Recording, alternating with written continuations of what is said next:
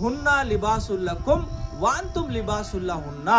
మీ భార్య మీకు దుస్తులు మరియు మీరు మీ భార్యకు దుస్తులు అని చెప్పడం జరిగింది.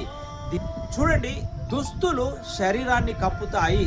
ఒకవేళ శరీరంపై గాయాలు, మచ్చలు, పుండ్లు కనుక ఉన్నట్లయితే వాటిని కూడా దాచుతాయి. ఖచ్చితంగా ఇదే విధంగా ఒకవేళ భార్యలో ఏమైనా లోపాలు, పొరపాట్లు, తప్పులు కనుక ఉన్నట్లయితే భర్త వాటిని దాచాలి, ఇతరులకు చెప్పకూడదు. మరియు ఇదే విధంగా ఒకవేళ భర్తలో ఏమైనా లోపాలు, పొరపాట్లు, తప్పులు కనుక ఉన్నట్లయితే వాటిని భార్య దాచాలి, ఇతరులకు చెప్పకూడదు. ఎందుకంటే ఎవరు కూడా 100కి 100% పర్ఫెక్ట్గా ఉండరు. పెద్ద మనసుతో ఒకరి తప్పుల్ని ఒకరు క్షమించుకుంటూ జీవితాన్ని ముందుకు కొనసాగించాలి.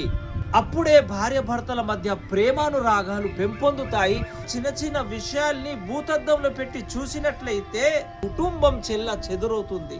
సంసారం 2 చక్రాల బండి లాంటిది. ఒక చక్రం ట్రక్కుది, ఇంకో చక్రం బైకుది కనుక ఉన్నట్లయితే బ్రతుకు బండి ముందుకు కొనసాగదు. భర్త ఎక్సిలేటర్ ఇస్తుంటే భార్య బ్రేక్ వేస్తూ పోతే బ్రతుకు బస్టాండ్ అవుద్ది. ఇక వీళ్లకు కష్టాలు, బాధలు, డిప్రెషన్ తప్ప మరేమీ లభించదు.